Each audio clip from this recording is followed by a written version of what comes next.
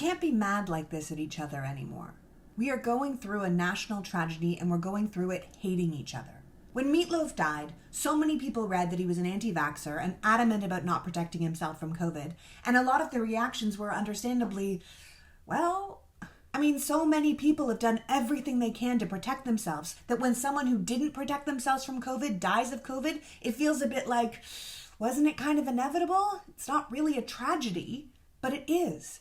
It is a tragedy. Not just because this particular person wrote some great songs, but because they probably didn't have to die. He listened to someone who lied to him about the virus, about vaccines, about masks, and he believed them and he died.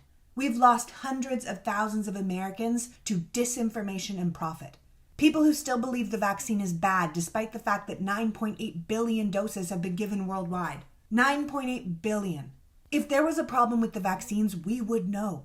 People are dying because there are people who still refuse to wear masks, despite the fact that this is an airborne respiratory illness, and we know that masks cut down on the droplets the virus travels in and limits the amount you can absorb. The better your mask, the better the fit, the better protection. But we have governors out here cutting mask mandates and courts banning vaccine mandates and people threatening school boards with guns who are just trying to keep their children safe while they learn. There was just a huge march in Washington in which a Kennedy compared vaccine mandates to the Holocaust.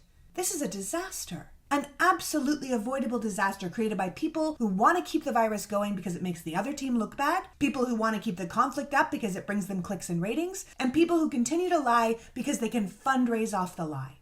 I don't think most people are out here being deliberately stupid or hateful. I think they're trusting the wrong people. And we are losing our lives, our livelihoods, and our faith in our fellow countrymen because of it. And that is an absolute tragedy.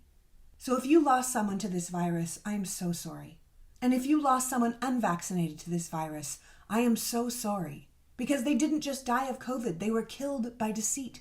And one of these days we're going to have to hold those liars accountable because it didn't have to be like this. Take care of each other. Stay well, stay safe. No matter how we feel, we're all in this together.